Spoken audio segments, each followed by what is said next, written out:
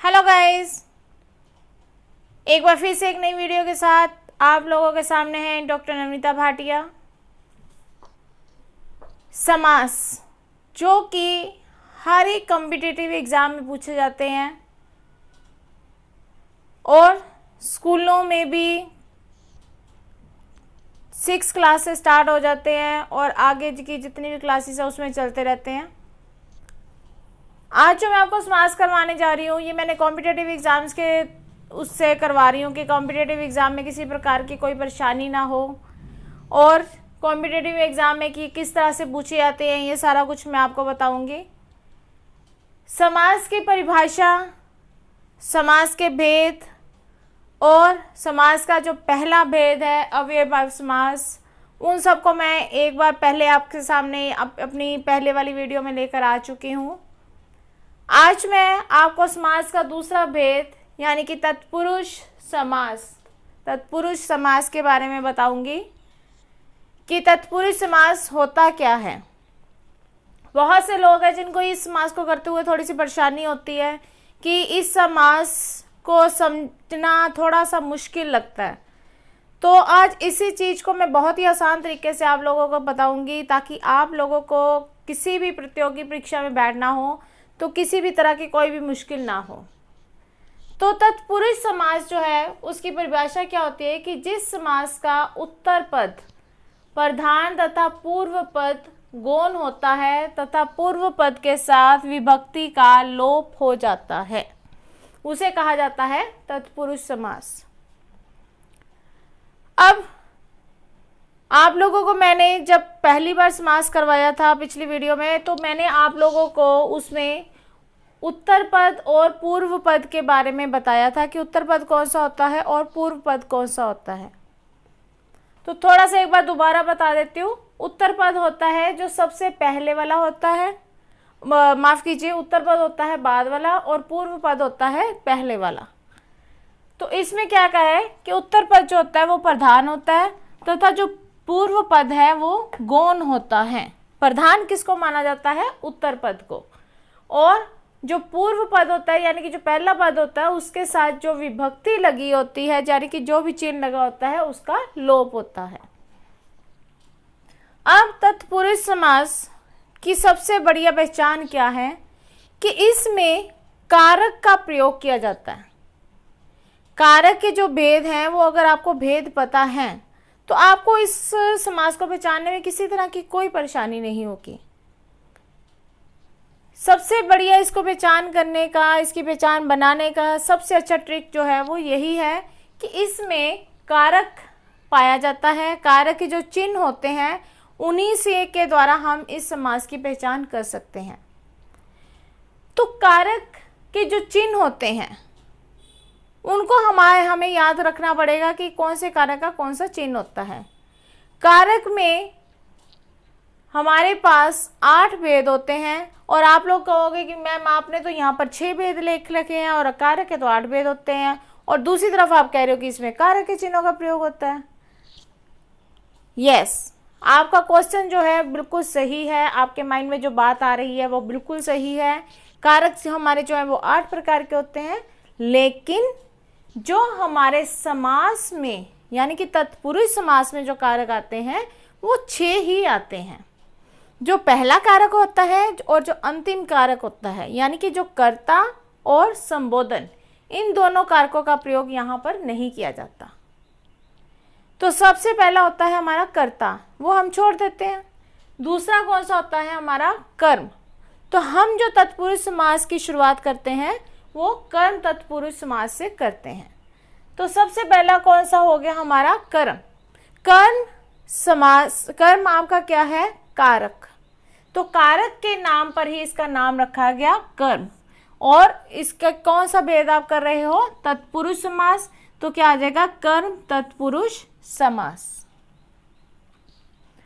इसमें कर्म में कौन सा इसका चिन्ह होता है? कर्ता ने कर्म को, तो इसका चिन्ह कौन सा होता है? को। यानी कि जहां पर जिस समास में आप उसको तोड़ोगे, समास में चिन्ह लगाओगे और चिन्ह जो है वो अगर को आता है तो वो कौन सा कारक हो जाएगा? कर्म तत्पुरुष समास। यानी कि जौन सा चिन्ह जिस भी समास में पाया जाता है, जब आप समास का विग्रह करते हो, जो भी चिन्ह पाया जाता है तो उसी के अकॉर्डिंग हम उसको नाम दे देते हैं समास का। अब यहाँ पे कौन सा चिन्ह है कर्म का? को। तो उदाहरण मैंने आपको दिया है ग्रामगत। क्या उदाहरण है? ग्रामगत। ग्रामगत यानी ग्राम को गया हुआ। तो यहाँ पर कौन सा चिन्ह आ गया? को। ग्राम को गया हुआ, तो को चिन्ह आ गया। को चिन्ह किस में आता है? कर्म तत्पुरुष, कर्म समास कारक में। तो कर्म कारक से यह बन गया कर्म तत्पुरुष समास। दूसरा हम लेते हैं कर्ण। कर्ण का क्या चिन्ह होता है? से, के द्वारा। ये चिन्ह होते हैं से, के द्वारा। उदाहरण भूख मरा, यानी भूख से मरा। तो कौन सा चिन्ह आ गया? से, या भूख के द्वारा मरा। तो कौन सा चिन्ह आ गया हमारा? से चिन्ह आ गया। तो से चिन्ह किस में आया? कर्ण कारक में। तो कर्ण कारक से इसका नाम क्या हो गया? पूरा कर्ण तत्पुरुष समास। अगला लेते हैं संप्रदान। संप्रदान में क्या होता है? को, के लिए। जेब खर्च, जेब के लिए खर्च। जब हमने इसको समास का विग्रह किया तो जेब खर्च जो हमें दिया हुआ था समस्त पद, इसका जब हमने विग्रह किया तो क्या आ गया? जेब के लिए खर्च। यानी कि जो हमें जेब के लिए पॉकेट मनी मिलती है उसे कहा जाता है जेब के लिए खर्च। तो कौन सा आ गया इसमें विग्रह करने पर? के लिए। और के लिए किस में आता है? संप्रदान में। अगला है आपका अपादान। अपादान का क्या होता है? से। अब से जो था वो हमारा कर्ण में भी आया, अब से जो है हमारा वो अपादान में भी आ रहा है। फिर वही हमारे दिमाग में आ गया कि हमारी पहचान कैसे होगी कि हम इसको कर्ण लिखें या फिर इसको अपादान लिखें। साधारण सी बात है, आसान है, बहुत ही आसान है कि ये से जो होता है ये जुदाई वाला होता है। यानी कि जब कोई चीज़ किसी से अलग होती है, हमें अलग होती हुई दिखाई देती है, तो वहाँ पर जो से लगता है वो उसमें आता है अपादान। और जहाँ पर ऐसा कुछ नहीं होता, साधारण सी बात कही जाती है, वहाँ पर कौन सा होता है? हमारा कर्ण। आप उदाहरण से देखिए, आप पथ भ्रष्ट। पथ भ्रष्ट, पथ क्या होता है? रास्ता। पथ से भ्रष्ट, क्या आ गया? पथ से भ्रष्ट, यानी कि वो अपने मार्ग से अलग हो चुका है। यानी जिस रास्ते पे उसको चलना चाहिए था, सही रास्ते पे उसको चलना चाहिए था, वो उस रास्ते से हट चुका है, वो गलत रास्ते की तरफ चल पड़ा है। तो वो क्या हो गया? अपने सही रास्ते की तरफ से हट गया, यानी कि वो अपने पथ से भ्रष्ट हो चुका है। तो यहाँ पर क्या है? वो रास्ते से अलग हो चुका है। तो क्या आ जाएगा? ये से जुदाई वाला। और कौन सा कारक हो जाएगा? ये अपादान।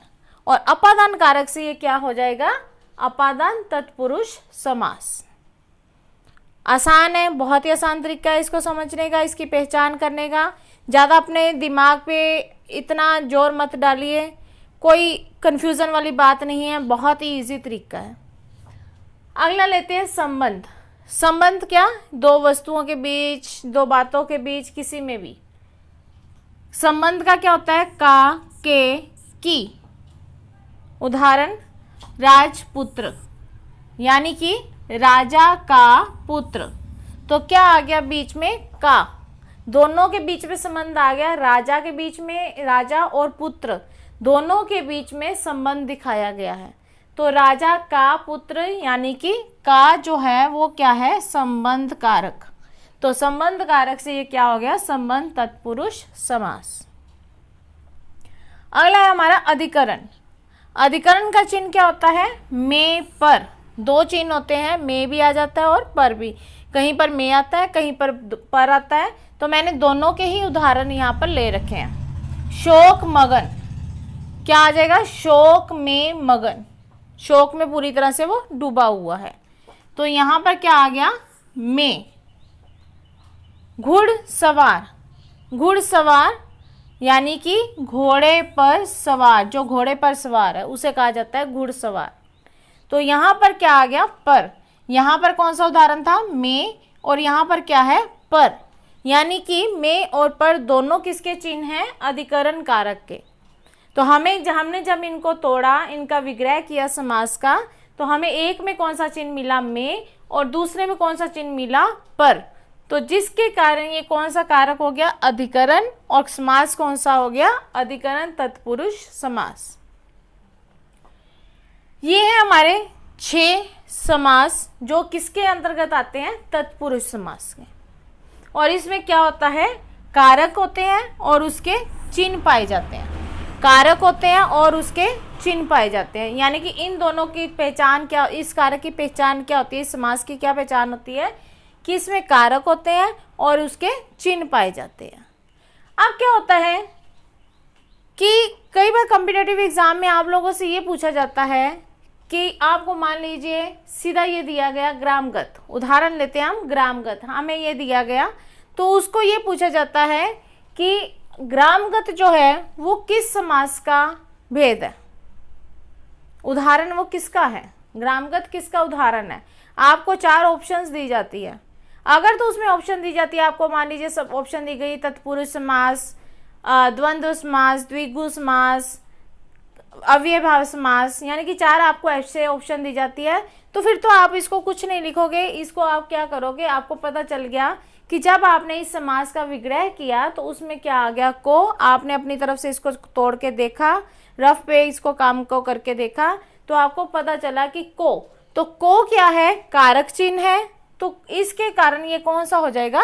कारक चिन्ह किस में आते हैं? तत्पुरुष समास में। तो आप इसको कुछ नहीं लिखोगे कि इसके अंतर्गत कर्म तत्पुरुष है या कुछ है, कुछ नहीं, क्योंकि आपको कोई ऑप्शन नहीं दी गई, तो आप इसको क्या दोगे? तत्पुरुष समास। हाँ, अगर आपको ये पूछा जाता है, कई बार होता है, अधिकतर होता है, ये कॉम्पिटिटिव एग्जाम में पूछा जाता है कि तत्पुरुष समास में ये उसका कौन सा भेद है? तत्पुरुष समास का भेद ये पूछा जाता है आपसे।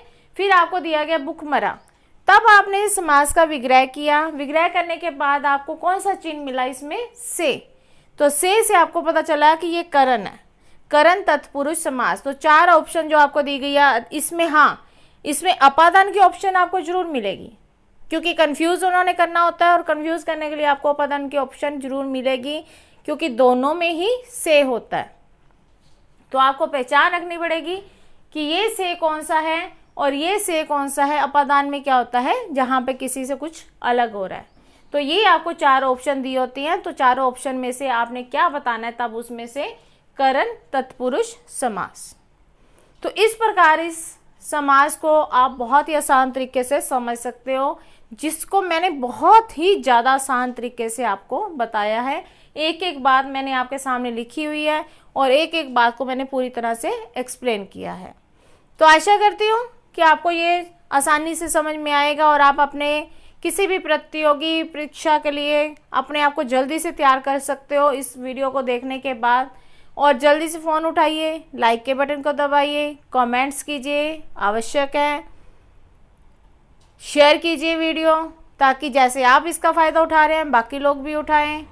अगर चैनल को सब्सक्राइब नहीं किया तो खुद भी कीजिए, दूसरों से भी करवाइए, और बेल आइकन के बटन को दबाना तो बिल्कुल भी मत भूलिए।